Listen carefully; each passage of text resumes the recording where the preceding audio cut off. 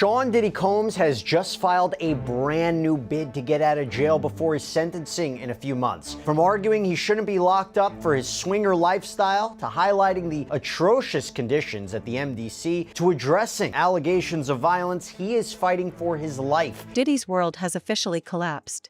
The man who wants to find the very image of luxury, power, and untouchable celebrity status now sits behind cold, rusted bars, trading champagne flutes for paper cups, designer suits for orange jumpsuits. Be released from jail. I know I've asked that question before so many different times here on Sidebar, but we have right now a brand new request from his legal team, a brand new filing from his defense team arguing for why he should be released now after that monumental verdict in his criminal case several weeks ago. The circumstances have changed, and I will tell you what, we did an interview a few weeks back that kind of previewed why and how Combs could be released. It was a bail bondsman that is apparently working with Diddy's team behind the scenes. I'm going to get to that a little bit later, but what I want to talk about right now is this latest letter from the defense to the judge overseeing this case, Judge Arun Subramanian. Remember, this comes after a jury of Combs' peers found him not guilty of racketeering conspiracy, not guilty of 2 counts of sex trafficking, but they did convict him of 2 counts of transportation to engage in prostitution. He's set to be sentenced on October 3rd. Technically, he could face up to 10 years in prison on each charge. Highly unlikely.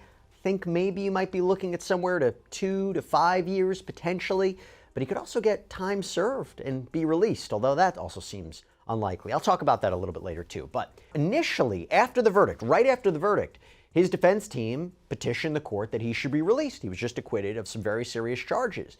The judge denied it. The judge denied Combs bail once again. And remember, this comes after he was rejected bail multiple times since he was arrested back in September of 2024, highlighting the severity of the charges, the violence, and so forth. But now, this is different. Now, what is the defense arguing?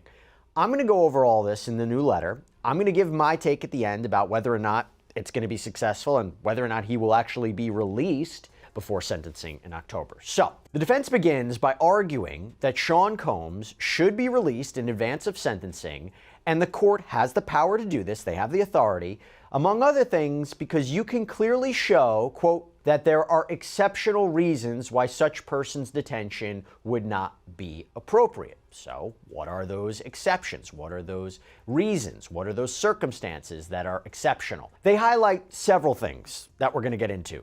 That the charges he was convicted of, we're going to call them the Mann Act violations, that's what it's called under the law.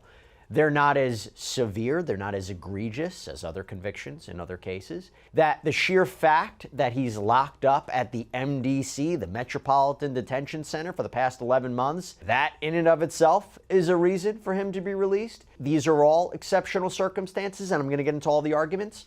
But first, they highlight the standard, and they argue that to be released under federal law, you need to show 2 conditions. First, the district court must find by clear and convincing evidence that the person is not likely to flee or pose a danger to the safety of any other person or the community if released. Second, it must be clearly shown that there are exceptional reasons why such person's detention would not be appropriate. Now, clear and convincing evidence is a lower standard, by the way. It's not like beyond a reasonable doubt. Anyway, basically, you have to show he's not a flight risk, he's not a danger, and you have to show there are particular, exceptional, unique reasons for why detaining Combs is wrong. We're going to start with the exceptional reasons justifying his release. And they begin by trying to define, well, what exactly is exceptional circumstances? What does that mean? And they argue that case law suggests a court has a lot of discretion to determine whether a particular set of circumstances qualifies as. And boardroom meetings for hostile stares across a prison yard. But this isn't just another fallen celebrity story. This is a descent into something much darker. Because Sean Diddy Combs isn't just in prison, he's in a place he claims is eating him alive. And the horrors he's now revealing from inside have left even his harshest critics stunned. We're talking about a man who built an empire from the ground up. A man who turned bad boy records into a cultural movement. A man who threw million-dollar parties without blinking. But all of that power, all of that influence, all of that untouchable aura, it means absolutely nothing in here. In prison, fame doesn't buy you protection, it paints a target on your back. And now, in an emotional, unguarded moment, Diddy has given the public a chilling window into his new reality. He says the nights are the worst. The kind of nights where you don't sleep, Not because you're not tired, but because you can't. The constant metallic clanging of gates, the echo of voices down endless, dimly lit corridors, the random shouts, the fights that can break out without warning. He describes it like living in a world where you can feel danger breathing down your neck 24/7. The air. As exceptions. And they say, look, Sean Combs, his case, so different from other ones. There has never been, according to them, a Mann Act prosecution like this one before.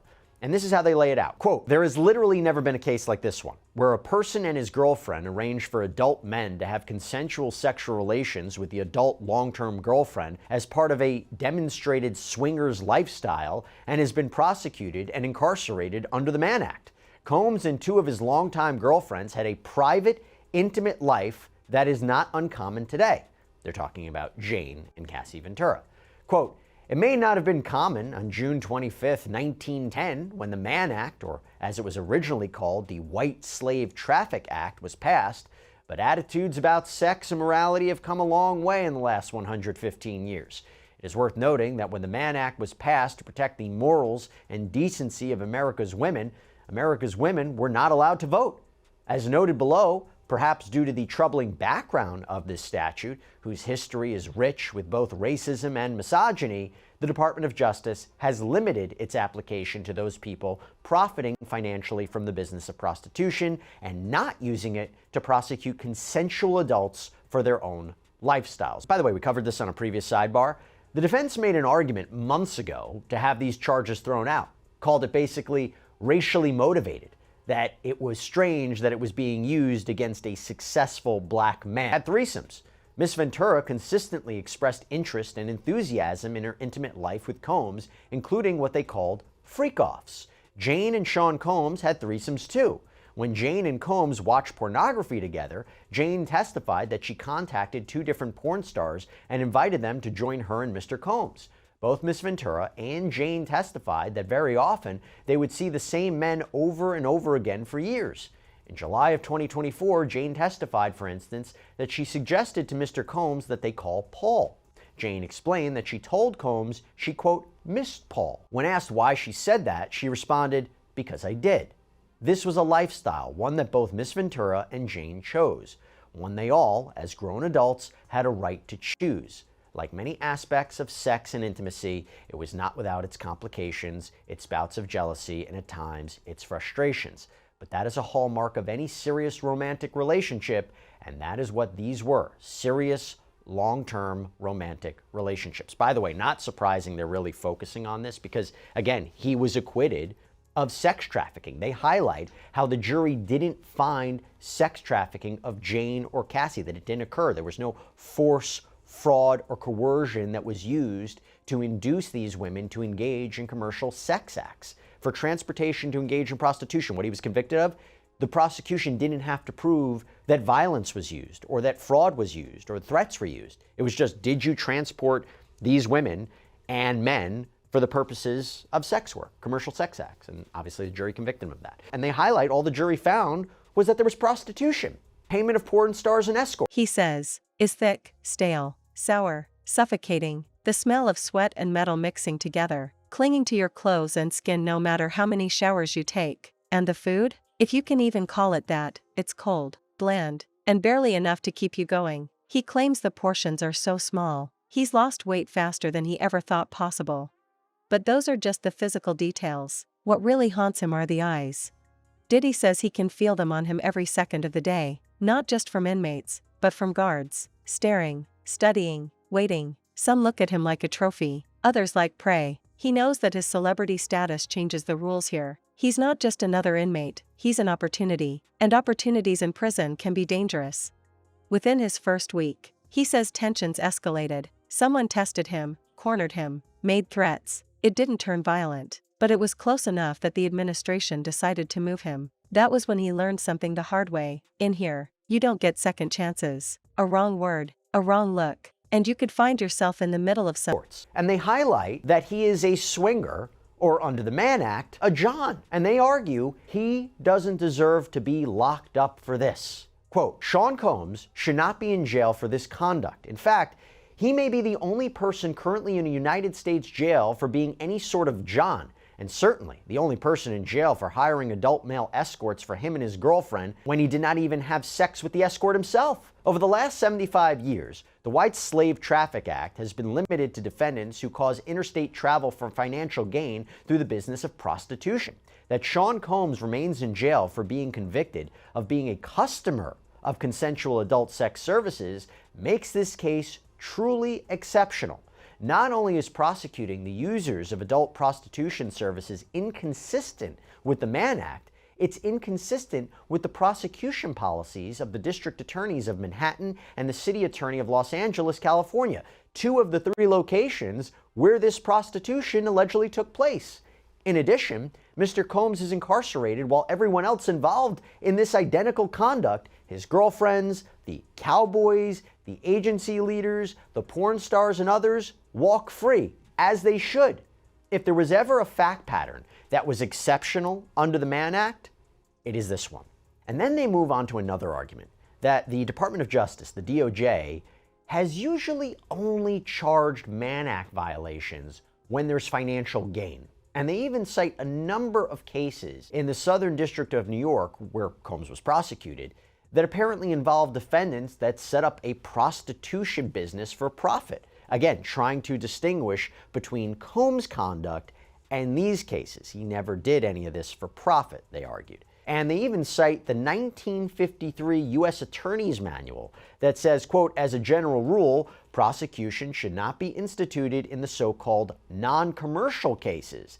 And they claim the Department of Justice manual today, quote, makes clear that the prosecution of customers involved in an 18 U.S.C. 2421 offense, like Mr. Combs here, is now limited to prosecuting those who engage in commercial sex with victims of sex trafficking, in addition to those who otherwise perpetrate or facilitate human trafficking offenses. And in the absence of any sex trafficking charge, however, it is clear that the standalone Mann Act counts never would have been prosecuted. That seems true. I think you ask any legal expert, they will say if all the government had against Sean Combs was the transportation to engage in prostitution charges, just the prostitution charges, they probably wouldn't have gone after him. They coupled it with racketeering and they coupled it with sex trafficking. I agree with that. I don't think that they would have gone after him just for that. Anyway, the defense highlights how modern day prosecutions of Johns is really when you're talking about exploiting vulnerable foreigners who don't speak English well, which again is not the case here. And they highlight how the only potentially comparable case in New York is where you had a retired police officer and a former judge who apparently hired women to have sex with a male fraternal group called the Jesters. But Combs' attorneys say, while there was no profit there, there's no profit here, there was sex trafficking of those prostitutes. That's what's different. Again, Combs was acquitted of sex trafficking in this case. And here's the main point, quote, something you can't walk away from. And then came the breaking point. During a recent court appearance, Diddy, who has always prided himself on keeping control, finally cracked. His voice wavered, his words stumbled, and for the first time, he stopped pretending everything was fine. He admitted to feeling unsafe, to feeling trapped, to feeling like every day inside is another step closer to losing himself entirely. It was raw, it was vulnerable, it was the side of Diddy the public has never seen. And his legal team wasted no time turning that emotion into action. His lawyer immediately filed a motion for release, arguing that the conditions he's facing are not only harmful, but potentially life-threatening. They painted a picture of a facility overcrowded, undersupervised, and hostile towards someone with Diddy's profile. The filing was aggressive. It didn't just focus on his comfort, it focused on survival, on the fact that, according to his team, Diddy is at an elevated risk of attack because of who he is. The document described the prison as we liked where we were, so that was basically the decision. Now, the big news, some of the big news, a lot of big news came out after the trial, was the firing of Maureen Comey, the lead prosecutor in this case. Now, there's obviously a political angle to it. There are comments that she has made, but I have to ask, you going head to head against her for so many weeks, months and before that, the firing of her, what did you make of that? I think it was unfortunate. She's a very well-respected prosecutor. We had good sort of professional relationships with her during the course of the trial. And, I don't really think it had anything to do with the trial, but I can't really say anything beyond that. It just, Sure. yeah. Okay, that's fair enough. Let's talk about something we can get into quite a bit. Let's talk bail. Okay, so we did a previous sidebar breaking down the defense's renewed motion for release, several arguments for why Sean Combs, should be released on bail pending sentencing, acquitted of the most serious charges. There's no comparable case of someone who is convicted of the Mann Act alone and not engaging in sex trafficking or a prostitution for financial gain, and they would be locked up like this. Talked about the issues plaguing the MDC, how it is dangerous, how he's not a risk of flight, not a danger to the community. But do you think Judge Arun Subramanian is going to be persuaded by your letter, by your motion? Because obviously he specifically highlighted after the verdict your client's violence, how the defense asserted at trial that Combs was violent. Do you think he's going to have a change of opinion now based upon the legal papers?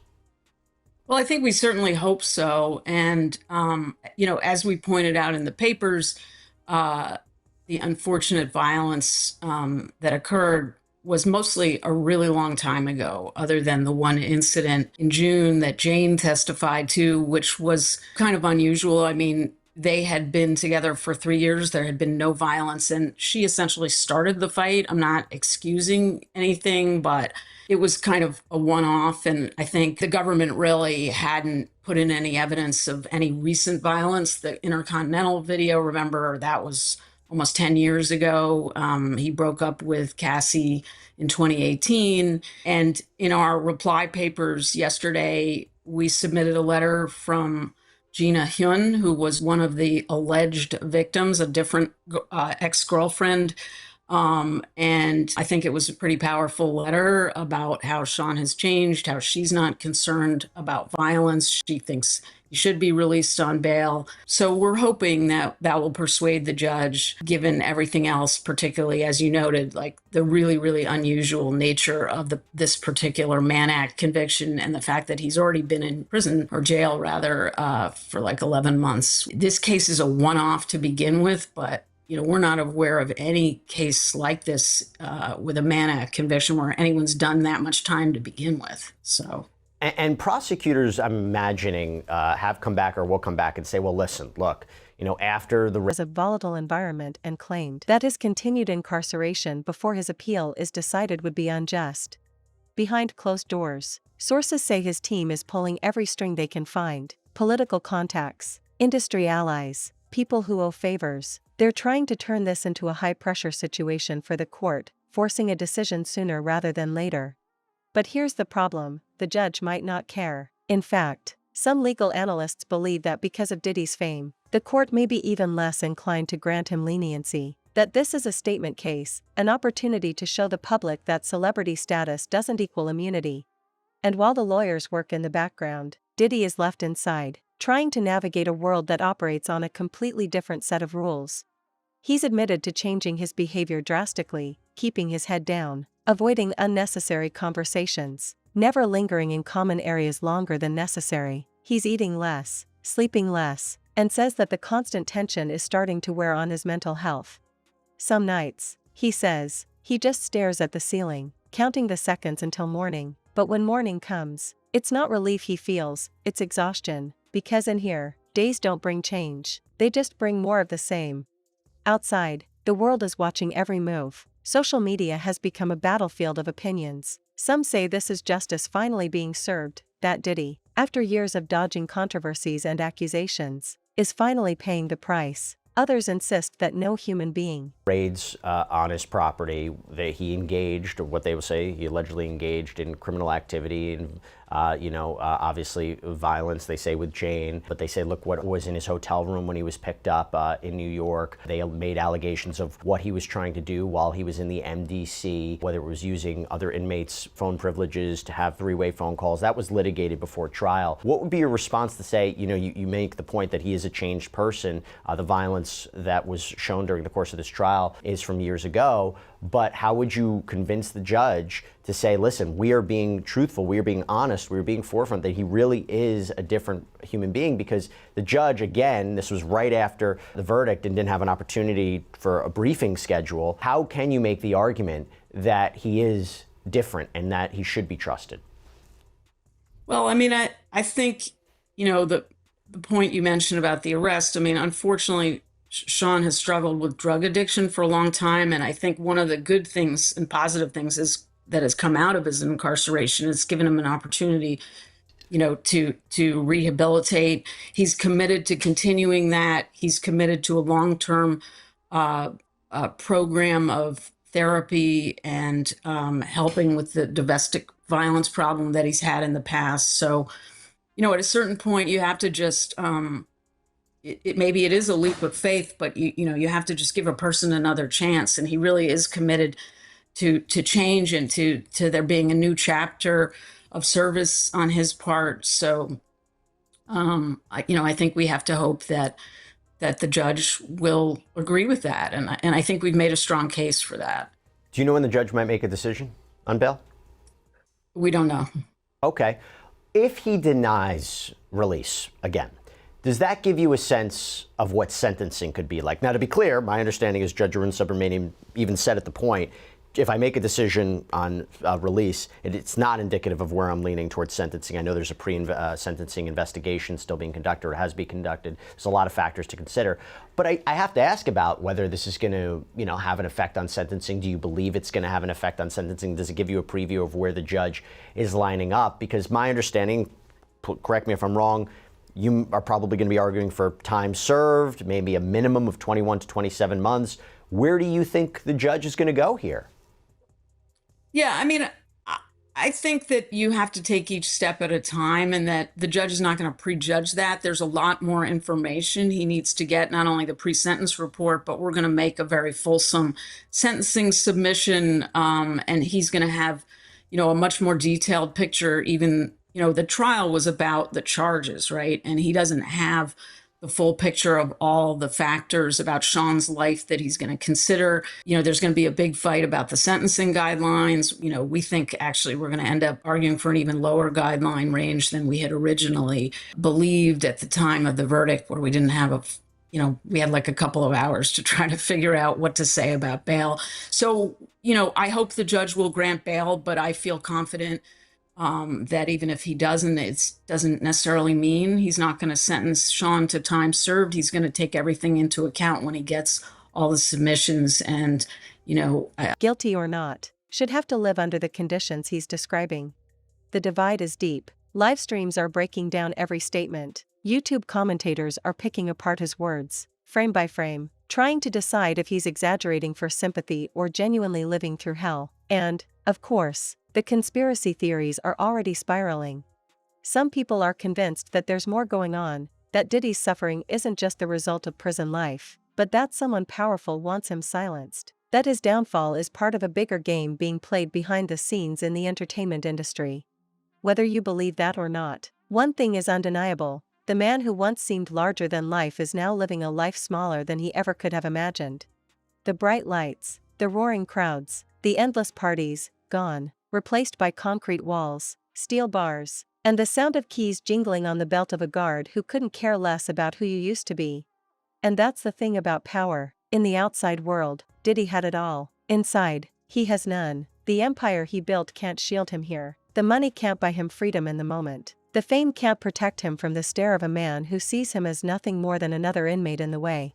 This is a war of survival now, and if his lawyers' efforts fail, if the court denies his motion, Diddy will be forced to adapt to this world, or be crushed by it.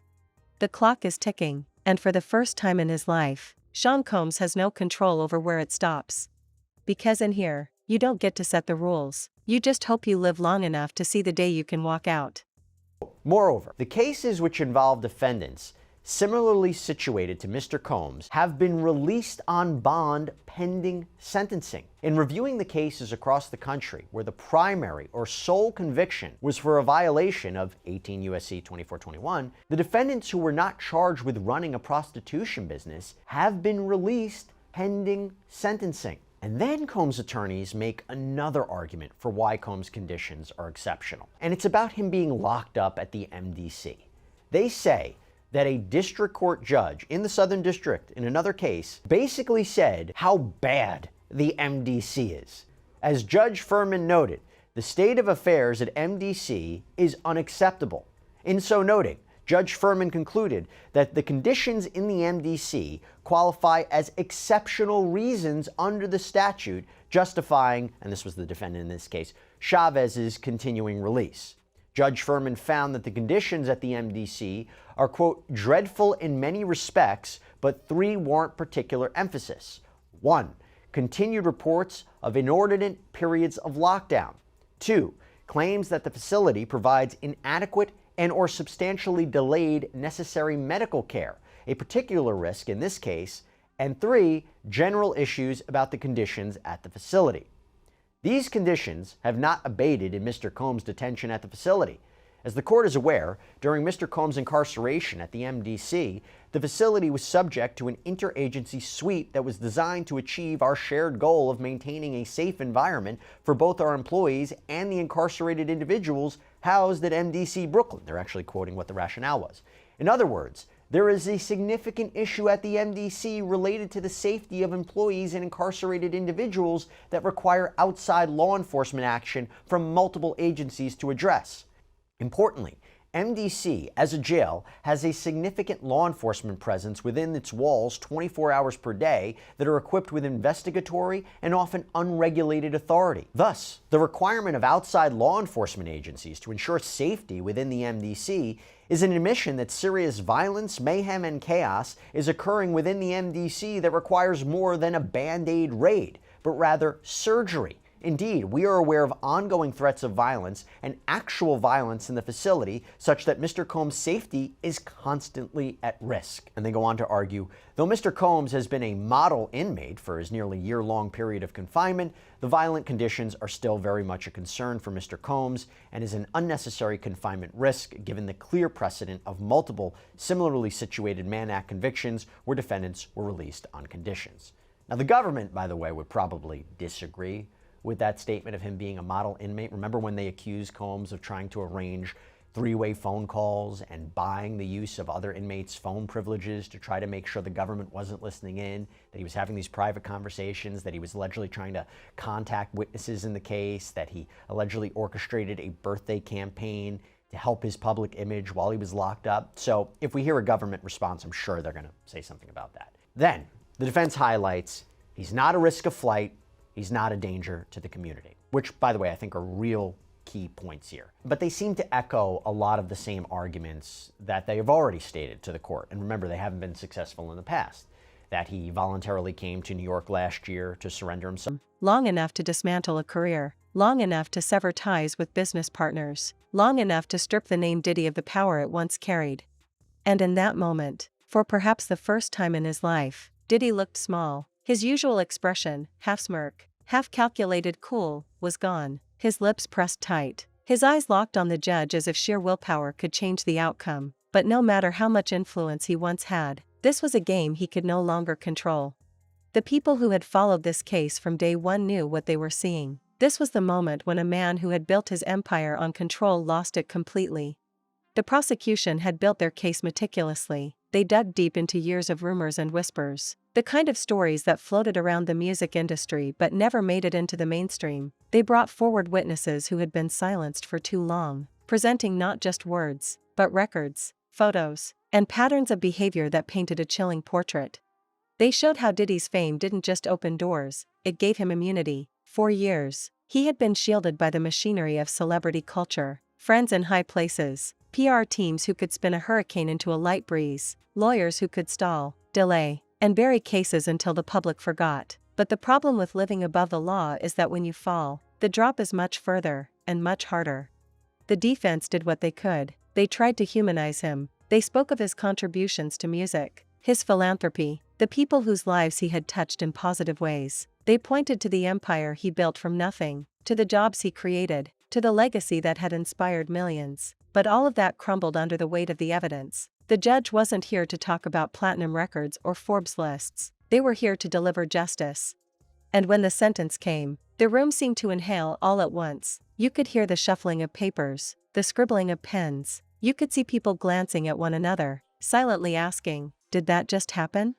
Diddy didn't move, didn't flinch. Maybe he was in shock. I've got a lot of confidence that the judge is going to be fair and not prejudge the situation.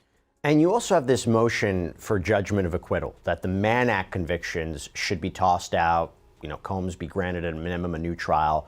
Number of very interesting arguments that are present, and it's basically that there has really never been, as we've talked about, a prosecution conviction on a Mann Act like this, that Combs wasn't profiting off of the business. They were all consenting adults that were involved. The jury didn't find that there was any sex trafficking, that this isn't even prostitution per se, it's more voyeurism, that the intent wasn't for people to travel for sex for money, but paid them for their time. They were all having a good time. There's a First Amendment argument that the freak-offs and the hotel nights were performances that were videotaped so he could watch them later. It's amateur pornography. There's an argument that he was prejudiced because of all the other evidence that came in to prove RICO or sex trafficking, but would never have come in if this was merely a prosecution for the Mann Act violations. Specifically, we talk about the Intercontinental Hotel footage.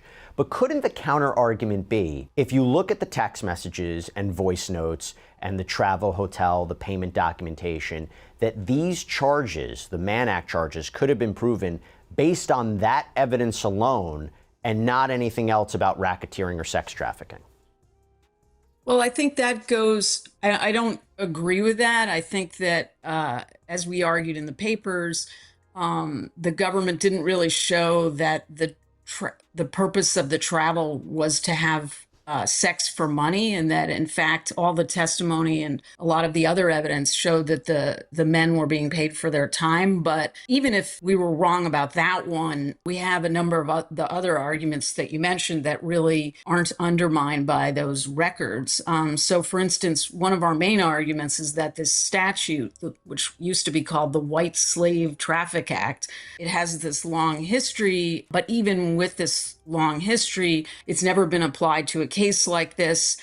The term prostitution in a lot of states doesn't include this conduct, even if someone's being paid. If the person making the payment is paying essentially to observe other people having sex, that's not prostitution. So we've got the First Amendment argument, as you mentioned, and the new trial argument. So all of those arguments, I think, are independent of, the issue you raised, which,